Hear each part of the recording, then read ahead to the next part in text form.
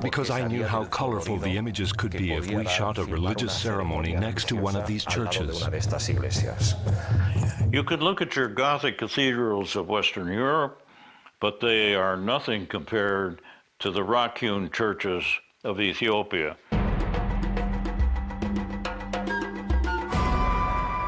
And this is really the importance of the Blue Nile expedition.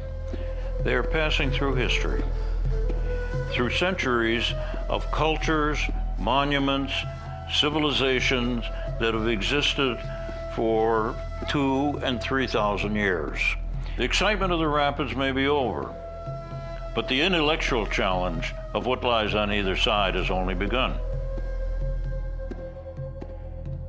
Well, when the expedition reached Merowe, what did they find?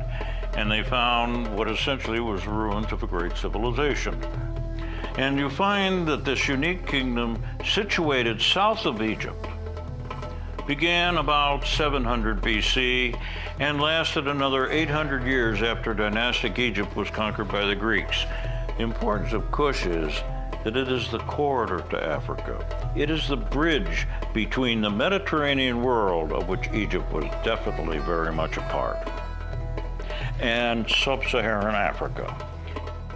The Nile has served as a southward extension of the Mediterranean world, so ultimately these civilizations could, in all fairness, be considered Mediterranean civilizations, even though they're thousands of miles away from the Mediterranean Sea.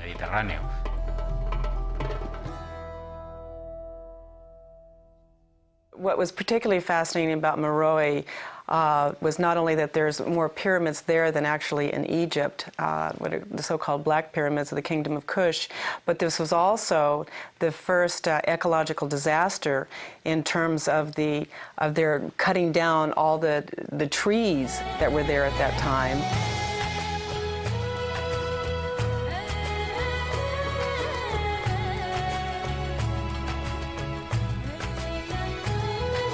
The Nile is totally unique, again, of all rivers, because it is so regular.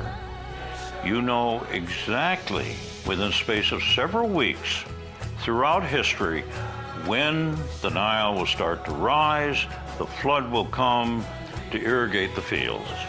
They know when the flood is going to come, but what they do not know, and we do not know today, is how much will come down in the flood. And that is the great mystery of the Nile.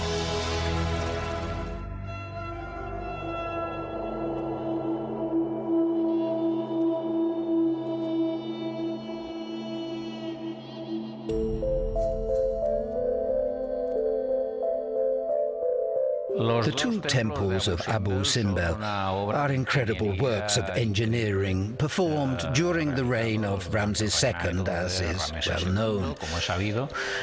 These represent a divinization of the pharaoh himself and his wife Nefertari, who are at the gates of Egypt to oversee the annual flooding. Without the Nile, Egypt would be nothing more than sand and rock and wind. There would be no 3,000 years of dynastic Egypt. 3,000 years, that's longer than Western civilization. In my opinion, the Egyptians have built Lake Nasser, they've channelized the river, they've polluted the river, they've built up on the river. Yeah, they understand the Nile in their history, but they look at the Nile as basically just something to use. The Sudanese, I think, have a more reverential treatment of the Nile. It's a gift of nature, is the Nile. It doesn't belong to anybody. I mean, it's a gift of nature that everybody has to respect and work with keeping it healthy and looking at the best way of utilizing it as a source of hydroelectric power, using it as a source of life-giving fertilization and nutrients to soil, as well as that's what the houses of Egypt are built on, are the mud from the Nile.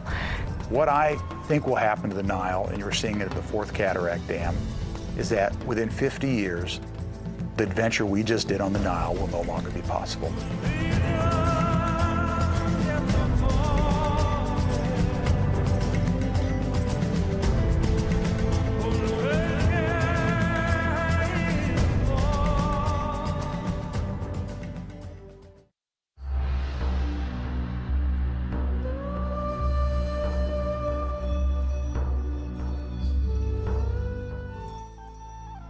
Making a film for IMAX theaters is a huge challenge.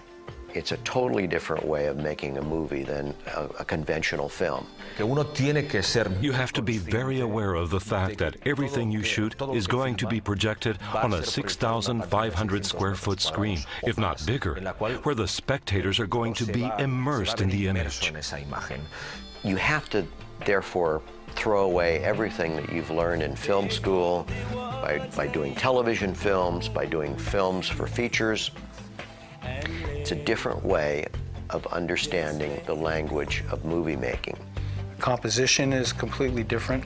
The panning and tilting speeds are completely different. The way that you introduce information into the frame, either by panning or bringing characters in, or by tilting down or tilting up, is completely different than the way you would ordinarily do it for traditional filmmaking.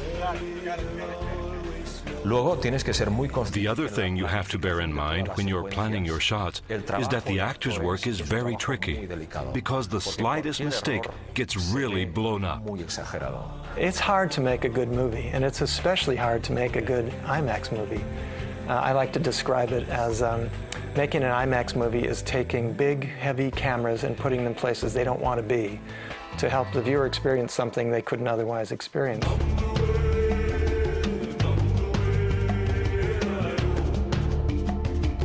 It's particularly important to bear in mind that more than half the IMAX movie theaters in the world are supported by scientific organizations, so there's a really important audience of kids and teenagers coming from schools. Educational values are very important in the films that we make, as well as ecological awareness. And they really come to the theater to learn something, to be engaged, to be entertained, but to also walk out saying, wow, that's something that I never knew. People 4 to 84 years old. We try to develop a film that means something to this vast audience. One thing that we found works is to create layers within the script. So throughout the movie you have things that are going to interest the school children, but you have another thread that's going to interest the adults and people with a higher educational level. Our preconceptions about the people of Sudan were totally wrong.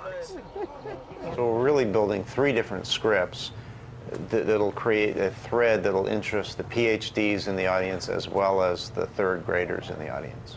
The mainstream Hollywood film industry is used to holding screenings of a movie during the editing stage to see what seems to work best. We have more trouble with that in Europe because we tend to think of a movie as a director's artistic venture, where an audience's opinion during the editing process or receiving input from many people will only distort the director's original concept. IMAX films are this strange beast. You know, they're documentary films, they're feature film, they're a little bit of everything. They're not a simple thing. You have to remember an IMAX camera only holds 3 minutes of film, so you have to approach things a little differently. Over the last 10 years or so, normal documentary cameras have gotten smaller and smaller, so high definition video is something you can fit in your pocket these days and actually create a very good film. IMAX, though, has not gotten any smaller. So you have these giant cameras that have to be moved around. The IMAX image is 10 times larger than a 35mm frame. It's 3 times larger than a 70mm frame, such as you'd see in Lawrence of Arabia or something like that. There's a lot of information in each frame of IMAX. My former film experience had always been in conventional 35mm format. And when I was asked to work on the IMAX project, I was very interested.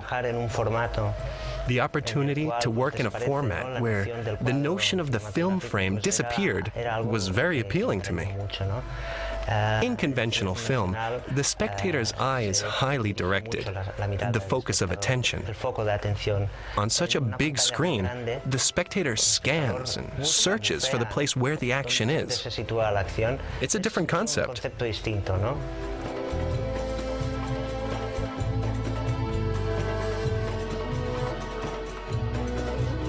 When you're dealing with IMAX format, many sequences are only made up of images and music, with no text, no effects. And that enables you to develop the music at the level of the images, very striking images. You've got to try to make the music as striking as the images. My experience in the IMAX field is that the music really plays a large role, and a lot of times it wins that battle more than it would in any other film mix, because it just brings so much to the color and the size of the picture.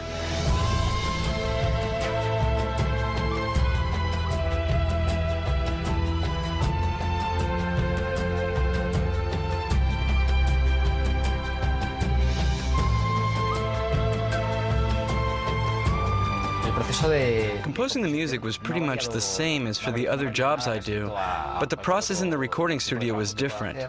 In particular, recording the percussion.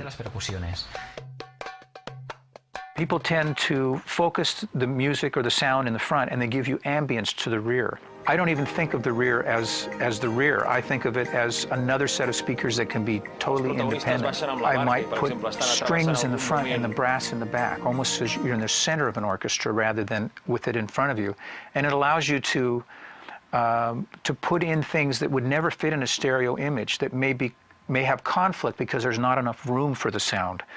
But in the IMAX theater, you can open things up and have things that would conflict in a smaller setting, but actually blend from the front and rear. Theater owners really need something that's compelling, and it can't just be a travelogue, and it can't just be a splashy, short subject. It has to be something with some heritage and depth and emotion to it. And when we were filming Mystery of the Nile, we came across a subject that had really not been exploited fully, which was sending a crew down the Nile and hopefully making it.